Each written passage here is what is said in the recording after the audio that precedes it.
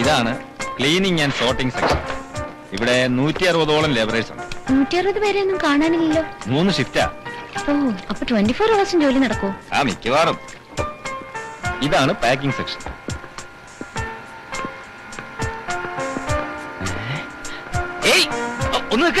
ചേട്ടാ ഒന്ന് പിടിച്ചേ. നിക്കണ്ട, പോരെ, അവര് കുഴപ്പക്കാരാ.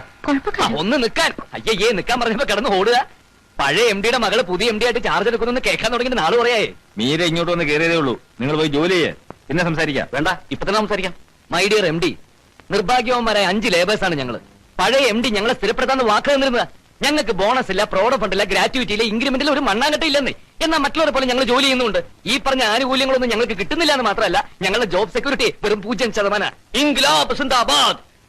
നിർത്തോ, സംസാരിക്കുന്നിടല്ലേ തന്റെ ഇൻകുലാബ് വിളി. ഇൻകുലാബിന് നേരം കാലം നോക്കാണ്ടോ? വിപ്ലവം എപ്പോഴായാലും വിപ്ലവം തന്നെ. ശരി, തൽക്കാലം നിർത്ത്.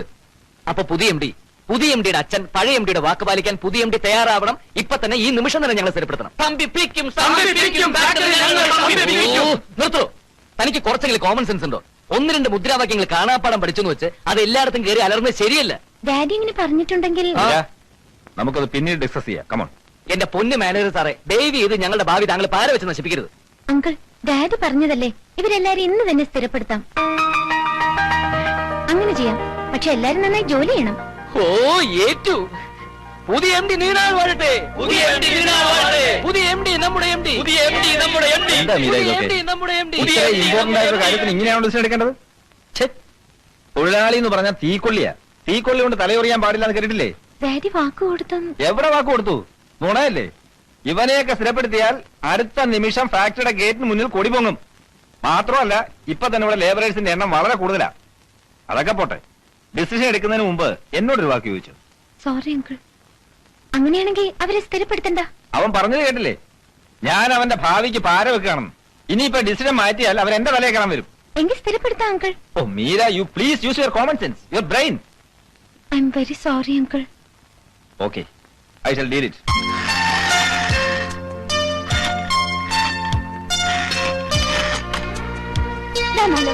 ഈ സ്വിച്ച് ഇങ്ങനെ ആക്കിയിട്ട് ഇതിവിടെ വെച്ചാ മതി കേട്ടോ. Maya, leave her alone. ഞാനിത് കാണിച്ചു കൊടുക്കല്ലേ. മഞ്ജുവിനെ ഏതെങ്കിലും സ്പെഷ്യലിസ്റ്റിനെ കൊണ്ട് നോക്കിക്കുന്ന കാര്യം അങ്കിളിനോട് സംസാരിച്ചോ?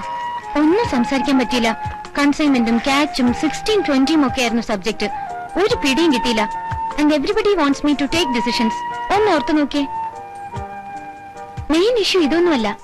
എൽസി ഇതുവരെ ഓപ്പൺ ചെയ്തിട്ടില്ല അത്രേ. എൽസിയോ? ഏതെൽസി?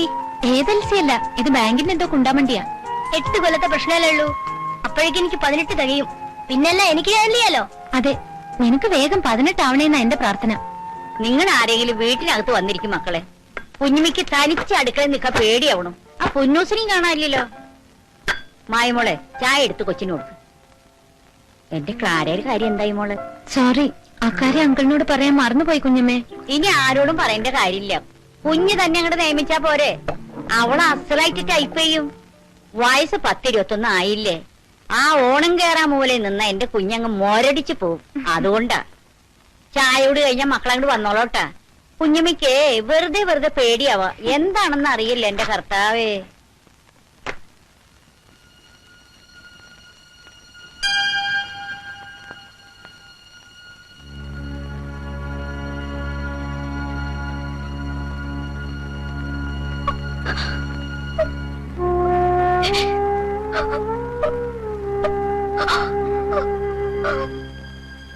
മായ, മായ,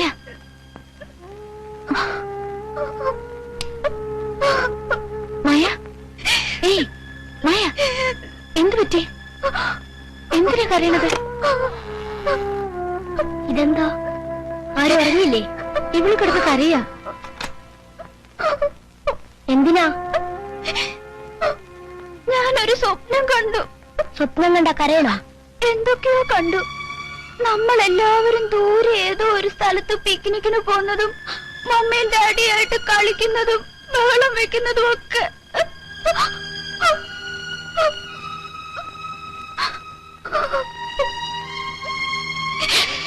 ഉറങ്ങിക്കോ. വേണ്ടാത്തതൊക്കെ ഓർമ്മിച്ച് കിടന്നിട്ടാ ഇങ്ങനെ സ്വപ്നം കാണുന്നത്. ഞാൻ കൂടുതൽ വിശേഷം നീ പറയണ്ട. എനിക്കറിയാടി നിന്നെ. ഒന്നിൽ വീട്ടുകാരെ പേടി വേണം, അല്ലെങ്കിൽ നാട്ടുകാരെ. ധിക്കാരി, ഞാൻ മനസ്സമാധാനത്തോടെ കിടന്നുറങ്ങിയിട്ട് എത്ര ദിവസമായിന്നറിയോ?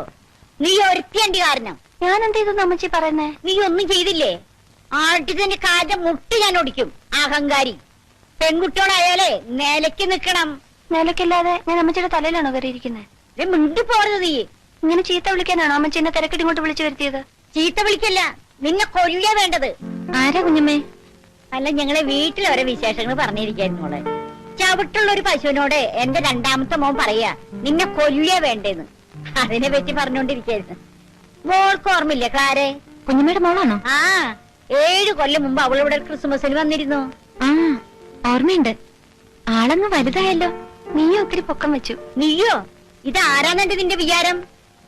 ചെമ്മീൻ കമ്പനിയിൽ നിനക്ക് ജോലി കിട്ടുമ്പോ നിന്റെ മുതലാളിയെ കുട്ടി, മനസ്സിലായ? കാര്യാക്കണ്ട കുഞ്ഞെ, ഇവള് വിവരദോഷിയാ. എന്നാലും നല്ല ബുദ്ധിയാ. എന്റെ മോളായതുകൊണ്ട് ഞാൻ പറയല്ല. എന്ത് ജോലിക്ക് നല്ല ശുഷ്കാന്തിയാ. പിന്നെ ഭയങ്കര അനുസരണശീലിയാ. അഹങ്കാരില്ല, ധിക്കാരില്ല. ഇംഗ്ലീഷ് നല്ല പോലെ എഴുതുകയും വായിക്കുകയും ചെയ്യും. മോള് നല്ലൊരു ജോലി ചേച്ചിക്ക് ശരിയാക്കി കൊടുക്കും. ഞാൻ നോക്കട്ടെ. അയ്യോ, നോക്കിയേ പോരാ, ശരിയാക്കണം. കുറഞ്ഞതൊരു 2000 രൂപ ശമ്പളം കൊടുക്കണം. അയ്യോ അമ്മച്ചി, അതിന് മാത്രമുള്ള. നീയും മിണ്ടാതിരിക്കരി. മീര കുഞ്ഞ് തരാൻ തയ്യാറാണല്ലോ, പിന്നെ നീ എന്തിനു വേണ്ടാതേക്കുന്നത്? അല്ല കുഞ്ഞെ, അതെ. കമ്പനിയിലെ ജോലി കഴിഞ്ഞു വന്ന അടുക്കളയിൽ എനിക്കൊരു സഹായാവും.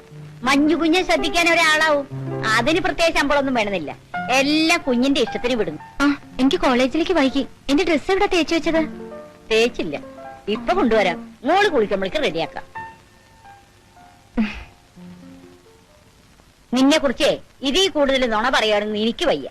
ഒരു കാര്യം ഞാൻ പറഞ്ഞേക്ക, കുട്ടികളോടൊക്കെ നല്ല സ്നേഹത്തോടും ബഹുമാനത്തോടും നിന്നില്ലേ കണ്ടല്ലോ. കേറി പോടിയകത്ത്.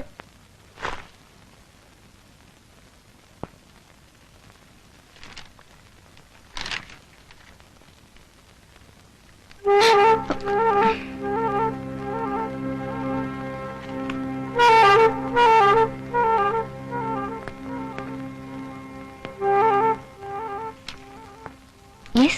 No. What? Yes. Who are you? വേല ഇറക്കണ്ട. വീട്ടിൽ ചെന്നപ്പോ 5 മിനിറ്റ് മുമ്പ് വണ്ടി വിട്ടു പോയുള്ളൂ എന്ന് പറഞ്ഞു. പിന്നെ ടൗൺ ബസ്സിന് കാത്തു നിന്ന് കഷ്ടപ്പെട്ട് അടിയും ഇടിയും തൊഴിയും കൊണ്ടാണ് ഞാനിവിടെ വന്നിരിക്കുന്നത്. എന്റെ ബ്ലഡ് വല്ലാതെ ഹീറ്റ് ആയിരിക്കുക. ആന കൊടുത്താൽ ആശ കൊടുക്കരുത്. തൊണ്ട പൊട്ടുമാറ് പുതിയ MD നീണാൾ വാഴട്ടെ എന്ന് വിളിച്ചട്ടകസിച്ച ഞങ്ങളെ ഒരുമാതിരി വടിയാക്കരുത്. ഇത് കോളേജാണ്. കോളേജൊക്കെ ഞാനും കുറെ കണ്ടതാ. എന്താ മീര? ആരെയാണ് അത്? ഞാൻ ആരാണെന്നേ പിന്നീട് പത്രത്തിൽ ഒരു പരസ്യം ചെയ്യുന്നുണ്ട്, അപ്പൊ മനസ്സിലാക്കിയ പോലെ. കൂടുതലൊന്നും പറയുന്നില്ല. ഇത് ഞങ്ങൾ 5 പേരെ സ്ഥിരപ്പെടുത്താൻ വേണ്ടി മാനേജർക്കുള്ള കത്ത. ഇതിലൊന്ന് പേരെഴുതി ഒപ്പിട്ടെ. അതിപ്പോ നിങ്ങളെ ഫാക്ടറിയിൽ വരുമ്പോ. ഫാക്ടറിയിൽ വരണ്ട, തൽക്കാലം ഇവിടെ ഒപ്പിട്ടാ മതി. എന്താ മീര പ്രശ്നം? ഇയാളെ ബ്ലാക്ക്മെയിൽ ചെയ്യാൻ ശ്രമിക്കാണോ? ബ്ലാക്ക്മെയിൽ ചെയ്ത താൻ എന്ത് ചെയ്യും? ഒരുമാതിരി ബസ് സ്റ്റോപ്പിൽ പഞ്ചരടിക്കുന്ന നിൽക്കുന്ന പൂവാലന്മാരോട് പെരുമാറുന്ന പോലെ എന്നോട് പെരുമാറിയുണ്ടല്ലോ. അടിച്ചു മുക്കിനെ ഷേപ്പ് ചെയ്യാൻ പറ്റും. ഒപ്പിടം ഡി. തന്ന വാക്ക് പാലിക്കാൻ മാത്രമല്ലേ ഞാൻ പറഞ്ഞുള്ളൂ. നേരം പോകുന്നു. ഫോൺ ചെയ്ത്. ആ കളി വേണ്ട. ഒപ്പിടാതെ ഞാൻ ഇവിടുന്ന് പോകുന്ന പ്രശ്നമേ ഇല്ല.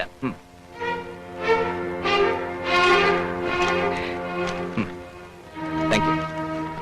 ഒന്ന് മറിയേ. വെറുതെ തെണ്ടി നടക്കാതെ ക്ലാസ്സിൽ പോയിരുന്ന 4 അക്ഷരം പഠിക്കാൻ നോക്കു വച്ചേ. എന്തേ തന്നോടും കൂടിയാ?